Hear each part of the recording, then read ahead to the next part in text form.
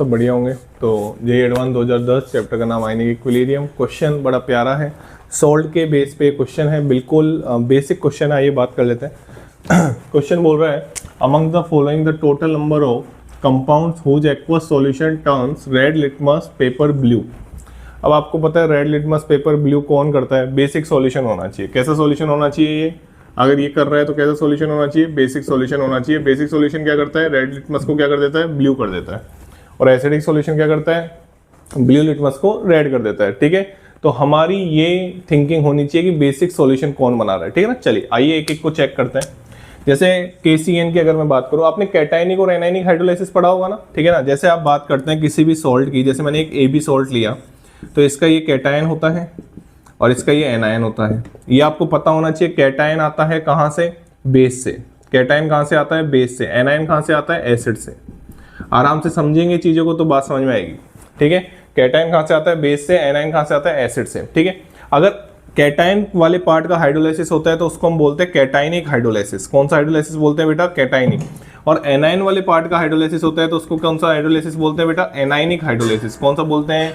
Anionic hydrolysis बोलते हैं। बात समझ में आ गई? अब मैं आपको एक बार करके दिखाता हूँ कैटायनिक और एनायनिक हाइड्रोलाइसिस करते कैसे। आइए बात करते हैं। ठीक है ना, चलिए। तो पहले तो एक चीज मैं आपको बता देता हूं कि कौन से पार्ट का हाइड्रोलाइसिस होता है। हमेशा वीक पार्ट का हाइड्रोलाइसिस होता है। कौन से पार्ट का हाइड्रोलाइसिस होता है? वीक पार्ट का। मैं समझाता हूं कैसे। सबसे पहले तो मैं कैटायनिक हाइड्रोलाइसिस की बात करता हूं। A+H2O। हाँ भाई, क्या लगता है आपको क्या बनेगा? आप खुद ही बता दो क्या बनेगा। AOH plus H+। आराम से देखो, यही बनेगा। अगर आप B-H2O करते हो, जिसको हम एनायनिक हाइड्रोलाइसिस बोल रहे हैं, तो ये क्या बनाएगा? HB+OH-।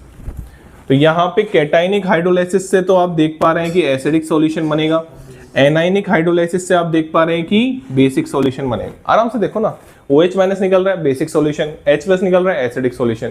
तो एनायनिक हाइड्रोलाइसिस, देखो मैंने बोला था वीक पार्ट का हाइड्रोलाइसिस होता है। कौन से पार्ट का हाइड्रोलाइसिस होता है? वीक पार्ट का। फॉर एग्जांपल आइए क्वेश्चंस की बात करते हैं। ये बात समझ में आ गई होगी। एनायनिक हाइड्रोलाइसिस से कौन सा सॉल्यूशन बन रहा है? बेसिक। और वो लिटमस पेपर को क्या करेगा? ब्लू करेगा। लेकिन एनायन आपका कैसा होना चाहिए? वीक होना चाहिए। आइए कैसे बात करते हैं, आइए। तो जैसे पहला एग्जाम्पल है KCN। पहला एग्जाम्पल क्या है? KCN। अब उसका कैटायन पार्ट कहां से आया होगा? बेस क्या, एसिड क्या होगा, बेस क्या होगा इसका जो अगर हम तोड़ें तो ये K+ और Cn- होगा। अरे बोलो यार, अरे बोलो ना, Cl- होगा। ये K+ कहां से आया होगा? बेस से, KOH से। Cn- कहां से आया होगा? HCN से। वीक पार्ट से आ रहा है ना, तो इसका हाइड्रोलाइसिस होगा। ये स्ट्रॉन्ग पार्ट से, स्ट्रॉन्ग बेस होता है ना यार ये, तो ये स्ट्रॉन्ग पार्ट का हाइड्रोलाइसिस नहीं होगा। ये